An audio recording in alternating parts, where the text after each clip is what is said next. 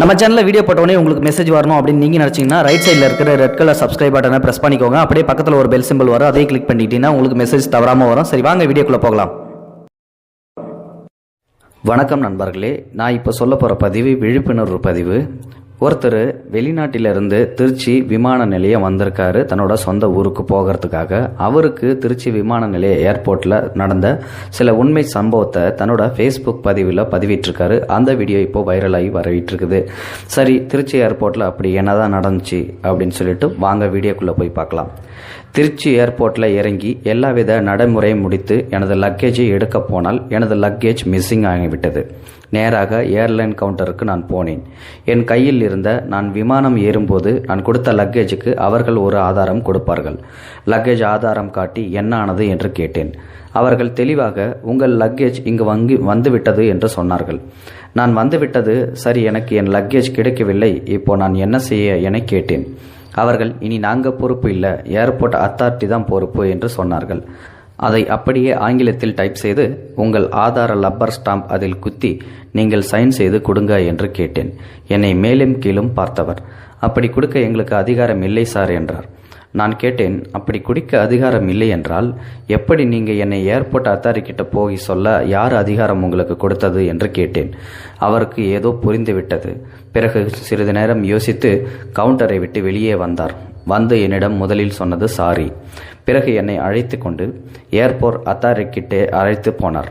அங்கு இருந்தவரிடம் விஷயத்தை சொன்னதுமே அவர் சொன்னதும் சாரிதான். அவர் தோள் மீது 3 ஸ்டார் இருந்தது. இது எப்போதாவது நடப்பது தான் சார், கவலைப்படாதீங்க, உங்கள் லக்கேஜ் உங்ககிட்ட பத்திரமா வரும், நீங்கள் வீட்டுக்கு போங்க, 48 மணி நேரத்தில் உங்கள் லக்கேஜ் உங்கள் வீடு தேடி வரும், ப்ராமிஸ் என்று சொன்னார். நான் ஒரே வார்த்தையில் சொன்னேன், சார் எனது லக்கேஜ் ஏர்வேஸ் கஸ்டடியில் இருந்தால் நான் நீங்கள் சொல்வதை நம்பி வீட்டுக்கு போவேன். எனது பார்சல் இப்போ ஏர்போர்ட்டை விட்டு வெளியே போய்விட்டது. எடுத்துக்கொண்டு போனவர் நல்லவரா இல்லை கெட்டவரா என்று எனக்கு தெரியாது, உங்களுக்கும் தெரியாது. இப்படி இருக்கும் நிலையில் நான் எப்படி வீட்டிற்கும் செல்வது? ஸோ எனது லக்கேஜ் பாதுகாப்பு இல்லாத நிலையில் அது என்ன வேணாலும் ஆகலாம். எனக்கு என்னோட லக்கேஜ் இல்லாமல் வீட்டுக்கு போக விருப்பம் இல்லை என்று தெளிவாக சொன்னேன். உடனே அவர் யாருக்கிட்டேயோ முதலில் டெலிஃபோன் செய்தார். எனக்கு முதலில் வந்தது காஃபி. என்னை உட்காரச் சொன்னார்கள். பிறகு 5 பேர், 2 பெண் 3 ஆண் வந்தார்கள். வந்தவர்களிடம் அவர் எனது லக்கேஜ் ஆதாரத்தை காட்டி, இந்த லக்கேஜ் உங்களை தாண்டி எப்படி வெளியே போனது, நீங்கள் என்னத்தை செக்கப் செய்து வெளியே விட்டீங்க என இன்னும் சில மோசமான வார்த்தைகளால் 10 நிமிடம் திட்டி தீர்த்தார். பிறகு என்னை பார்த்து உங்கள் முடிவு என்ன சார் என்று கேட்டார். லக்கேஜ் வெளியே போய்விட்டது. லக்கேஜ் மதிப்பு எவ்வளவு, அதை தருகிறோம். எனது லக்கேஜ் மதிப்புள்ள காசு அந்த 5 பேர் சம்பளத்தில் பிடிக்கப்படும். இல்லை, 24 மணி நேரத்தில் உங்கள் இல்லம் நோக்கி வரும் என்று என்ன சொல்றீங்க என்று கேட்டார். நான் தெளிவாக முதலில் சொன்னதையே திருப்பி சொன்னேன். இது சம்பந்தமாக நுகர்வோர் கோர்ட் வழக்கு தொடுப்பேன் என்று கூறியதும் அவர்கள் உடனே பயந்து போய்விட்டனர். இன்னொரு போலீஸ் வந்து என்னை வெளியே அழைத்து வந்து, என்ன சார், அவர் யாரு, அவரிடம் போய் இப்படி பேசுறீங்க, இதுக்கு இடையே 3 மணி நேரம் ஆகிவிட்டது, உங்கள் குடும்பம் வேறு வெளியே காத்திருக்குது, நீங்கள் வீட்டுக்கு போங்க சார், உங்கள் லக்கேஜ் உங்கள் வீடு தேடி வரும் என்று சொன்னார். நான் மீண்டும் தெளிவாக கிளிப்பிள்ளைக்கு சொன்னது போல் சொன்னேன், எனக்கு என்னுடைய லக்கேஜ் வேண்டும் என்று. உழைப்பாளி படத்தில் வரும் ரஜினி எனக்கு என் ட்ரெஸ் வேணும்னு சொல்லுவார் பார்த்தீங்களா, அதே மாதிரி நானும் எனக்கு என் லக்கேஜ் வேணும் என்று சொன்னேன். மீண்டும் அவர்கள் டென்ஷன் ஆகிவிட்டனர். ஒரு நிமிடம் யோசித்தவர், இது சரிப்படாது, நீங்கள் உங்கள் மிச்ச லக்கேஜை உங்களை அழைக்க வந்தவர்களிடம் கொடுத்துட்டு வாங்க என என்னை ஏர்போர்ட்டை விட்டு வெளியே போக சொன்னார். நான் போக முடியாது சார், ஏன்னா ஏர்போர்ட்டை விட்டு வெளியே போனால் திரும்ப உள்ளே போக முடியாது, எனக்கு என்ன முடிவு சொல்லுங்க என்று கேட்டேன். அவர் போயிட்டார். நான் அங்கு இருந்த பெஞ்சிலேயே உட்கார்ந்து கொண்டேன். அடுத்த 5 நிமிடத்தில் ஒருவர் வேகமாக என்னை நோக்கி வந்தார். அவர்தான் நான் மேலே சொன்ன 5 பேருக்குமே ஹெட்டு. வந்தவர் முதலில் சொன்னதும் சாரிதான். பிறகு, சார், நாங்கள் சிசிடிவி வழியாக உங்கள் லக்கேஜை கொண்டு போனவரை கண்டுபிடித்து விட்டோம். அவரும் வேண்டுமென்றே உங்கள் லக்கேஜை தூக்கிக்கிட்டு போகலை. அவருடைய லக்கேஜ் இங்கே மறந்து போய் உங்களோட லக்கேஜை மாற்றி எடுத்துகிட்டு போயிட்டாரு. ஸோ அதனால் உங்கள் லக்கேஜ் திருடு போகலை. நாங்கள் அவர் முகவரியை கண்டுபிடித்து விட்டோம். அங்கு உள்ள லோக்கல் காவல் நிலையத்தை தொடர்பு கொண்டு நாங்கள் பேசினோம். அவர்களும் சொன்னார்கள், அவர் அந்த ஊர் தான் சார், கண்டிப்பாக கன்ஃபார்ம் செய்து விட்டோம் என்று சொன்னார்கள்.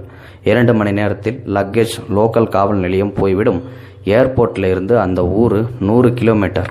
இப்போது நீங்கள் ஊருக்கு போங்க, நாளைக்கு வாங்க, லக்கேஜ் ஃபார்மாலிட்டி முடித்துட்டு எடுத்துகிட்டு போங்க என்று சொன்னார்.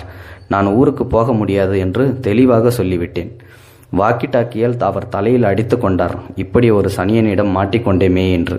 பிறகு என்னிடம் உங்களை அழைக்க ஆள் வந்திருக்கா என்று கேட்டார். ஆமாம் என்று நான் சொன்னேன். என்னை ஏர்போர்ட்டை விட்டு வெளியே அழைத்து வந்து எனது பொருளை என் குடும்பத்தினரிடம் ஒப்படைத்துவிட்டு என்னிடம் அவங்களை ஊருக்கு போக சொல்லுங்க என்றார். இரவு 10 மணி. நானும் அவங்கள ஊருக்கு போக சொல்லிவிட்டேன். என்னை பயப்பட வேண்டாம், இங்கேயே நில்லுங்க என்றார். நான் அவரிடம் உங்கள் கைபேசி எண் கொடுங்க என வாங்கி மிஸ்டு காலும் கொடுத்து வெரிஃபைடு செய்து கொண்டேன். இரவு 11 மணிக்கு 3 பேர் திருப்பி வந்தார்கள். என்னை அழைத்து கொண்டு ஒரு ஏர்போர்ட் காவல்துறை வாகனத்தில் ஏற்றிக்கொண்டு உளுந்தூர்பேட்டை லோக்கல் ஸ்டேஷனுக்கு அழைத்து சென்றனர். அங்கு எனது லக்கேஜ் வரவில்லை. உடனே அங்குள்ள ஒரு காவல் அதிகாரியை அழைத்து கொண்டு நேராக எனது லக்கேஜ் எடுத்துட்டு போவார் வீட்டுக்கே போனோம். எடுத்துட்டு போனவர் வீட்டுக்கு போனதும் என்னை வெளியிலேயே நிறுத்திவிட்டார்கள். சார், நீங்கள் உள்ளே வர வேண்டாம். நீங்கள் உள்ளே வந்தீங்கன்னா உணர்ச்சி வசப்பட்டு அவரிடம் ஏதாவது தகாத வார்த்தையில் திட்டுவீங்க. பிறகு அவர் சொல்லுவார் நான் தவறாக எடுத்துகிட்டு வரவில்லை என்று. ஸோ உங்கள் 2 பேர்த்துக்கும் சண்டை வந்துடக்கூடாது. அதனால் நீங்கள் இங்கேயே இருங்க. நாங்கள் உள்ளே போயிட்டு அவர்கிட்ட பக்குவமாக பேசி நடந்ததை சொல்லி உங்கள் லக்கேஜை மீட்டுட்டு வரோம் என்று சொல்லி என்னை வெளியிலேயே நிறுத்திவிட்டு அவர்கள் உள்ளே போனார்கள். அடுத்த 15 நிமிடத்தில் எனது பார்சலுடன் வந்தார்கள். என் முகத்தில் சிரிப்பு வந்துவிட்டது. அவர்கள் முகத்திலும் சிரிப்பு வந்துவிட்டது. என்னிடம் என் பார்சல் பிரிக்கப்பட்டுள்ளதா, ஏதாவது சேதாரம் இருக்கா என கேட்டார்கள். இல்லை என்று சொன்னேன். சரி வாங்க என என்னை அழைத்து கொண்டு நேராக மீண்டும் ஏர்போர்ட் வந்தோம். மணி 12:30 மணி ஆகிவிட்டது. நைட்டு 12:30 மணி. சார், இதுக்கு மேலே நீங்கள் ஊருக்கு போக முடியாது. ஏன்னா ஏர்போர்ட்டில் சில நடைமுறை இருக்குது, அதை நீங்கள் தான் முடிக்கணும். வாங்க என பக்கத்தில் இருந்த லாட்ஜ் அழைத்து போய் போகும் வழியில் இரவு உணவும் எனக்கு வாங்கி கொடுத்தார். காலை 10 மணிக்கு லாட்ஜுக்கு நாங்கள் காசு கொடுத்துட்டோம் என போயிட்டார்கள். என்னிடம் சில கையெழுத்து வாங்கி கொண்டு எனது பாஸ்போர்ட் முகவரி உள்ள இடம் வரை உள்ள டாக்ஸி வாடகை 2200 ரூபாய், காலை உணவுக்கு 300 ரூபாய் என என்னிடம் 2500 ரூபாய் கொடுத்தார்கள். நான் வேண்டாம் என சொல்லியும் இது ரூல்ஸ் வாங்கி கொள்ளுங்க என்று திணித்தார்கள். நான் வாங்கி கொண்டு வெளியே வரும்போது அதே 3 ஸ்டார் வந்தார். யோ, நீ சரியான ஆளியா, வெளிநாட்டிலிருந்து வந்தோம், வீட்டுக்கு கூட போகாமலே இங்கேயே இருந்து காரியத்தை சாதித்து விட்டாயே, பத்திரமா போ. வழியில் ஏதாவது பிரச்சனை என்றால் இந்த நம்பருக்கு கால் செய்து எனக்கு கால் செய் என்று எனக்கு ஒரு நம்பர் கொடுத்தார். அந்த நம்பரை நானும் வாங்கி பாக்கெட்டில் வைத்து கொண்டேன். சரி சார், ரொம்ப ரொம்ப நன்றி என்று அவரும் அவர்களுக்கு டாட்டா சொல்லிவிட்டு வெளியே வந்து விட்டார். சரி, இந்த பதிவை நீங்கள் ஏன்டா இவ்வளோ தூரம் இழுத்து எனக்கு சொல்கிற அப்படின்னு சொல்லிட்டு நீங்கள் எல்லாரும் ஒரு சந்தேகத்தோட கேள்வி கேட்கலாம்.